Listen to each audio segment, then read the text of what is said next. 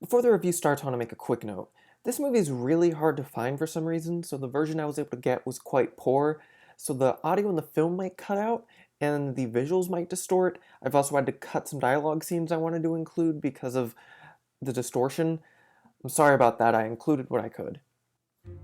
Next up, we have a movie with not as much star power as Romeo and Juliet. We're going to be talking about 2001's Othello, directed by Jeffrey Sachs and written by Andrew Davies.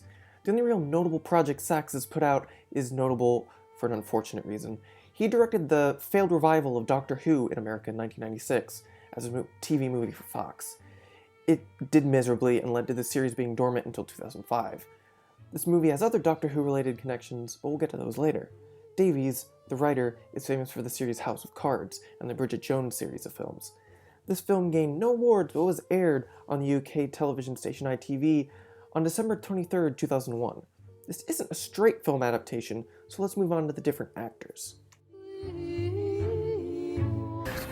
First we have Eamon Walker as Constable John Othello. He also played Othello in the Globe Theatre version of the play. We also recognize him from the current TV show Chicago Fire.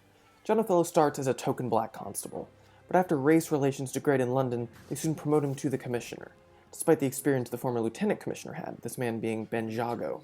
But here's one of Walker's most notable scenes. Brothers and sisters, you know who I am. For those of you who don't know me, my name is John Othello. I was born here, I grew up on these streets, I went to school here. So you'll get nothing but the truth from me. What happened to Billy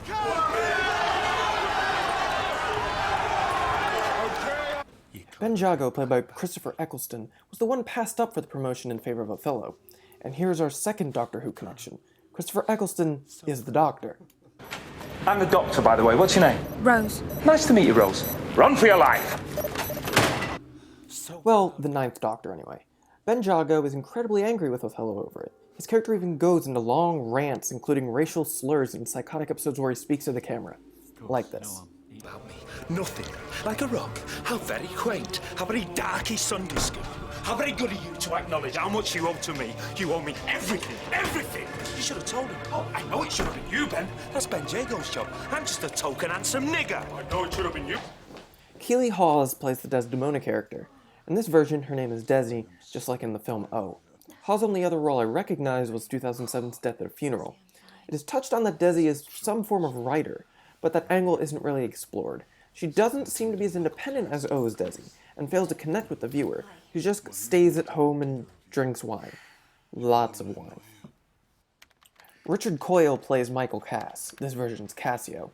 Coyle really wasn't in anything of note, other than a few video game voiceover roles.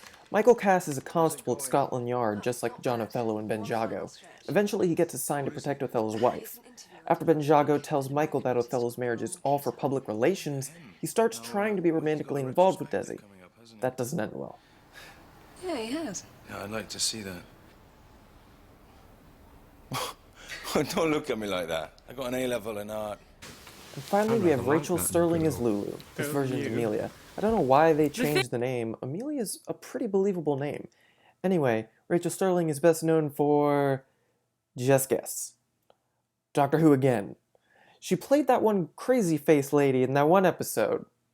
Oh, you don't remember her? Oh, well here she is. Do seem to keep turning up like a bad penny, young man.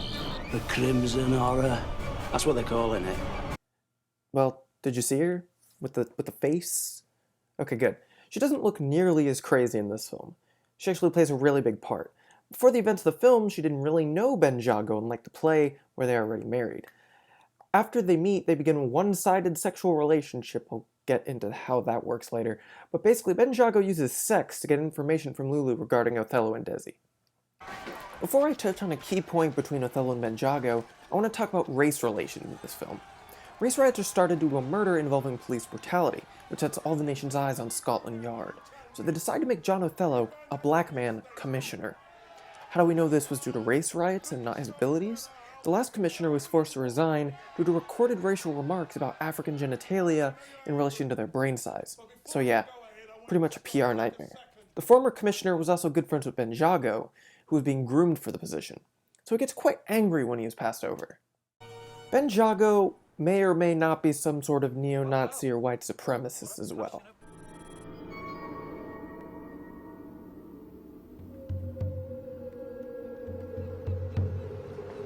performance. Yeah, I didn't see that one coming. I'm quite surprised at At one myself. point, he scrawls a bigotry-laden All over message now. on some sort of neo-Nazi Heat of the moment. message board about the relationship between Othello and Desi, which causes members of the group to attack Desi as she's running.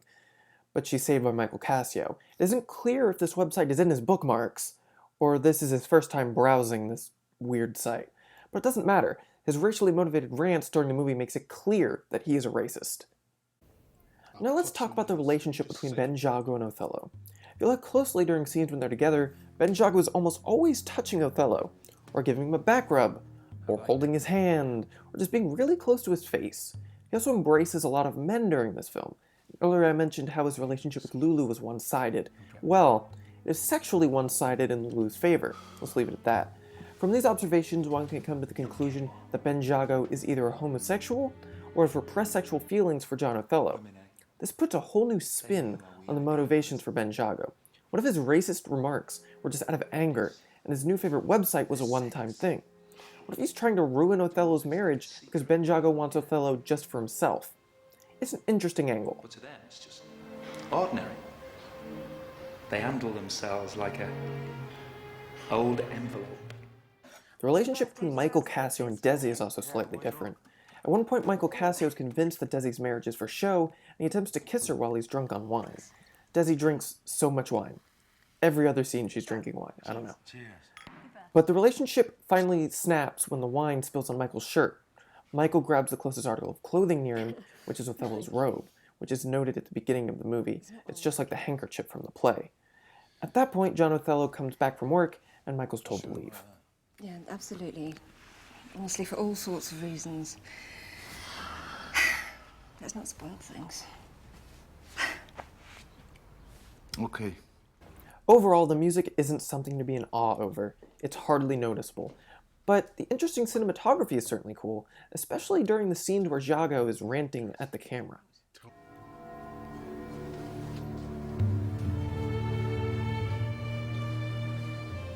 So what do you think? I know, I feel it too. I'm almost sorry I started this. Too late now. He's up and running. It's beyond my control. Speaking of Jago's rants, the beginning is quite misleading. It seems like it points you're standing right next to or sitting by Jago, and he's referring to you in conversation, leading you to believe that this is a POV of another character. But later, it's revealed that it's just Jago's mad ramblings. Othello smothers Desi with a pillow and commits suicide, just like an O. The film closes with the Prime Minister choosing Jago for the commissioner position. The last scene ends with Jago saying the events weren't about race or politics, but love, giving more credence to the idea that Jago loved Othello. Honestly, this movie was pretty standard for a modern Shakespeare adaptation.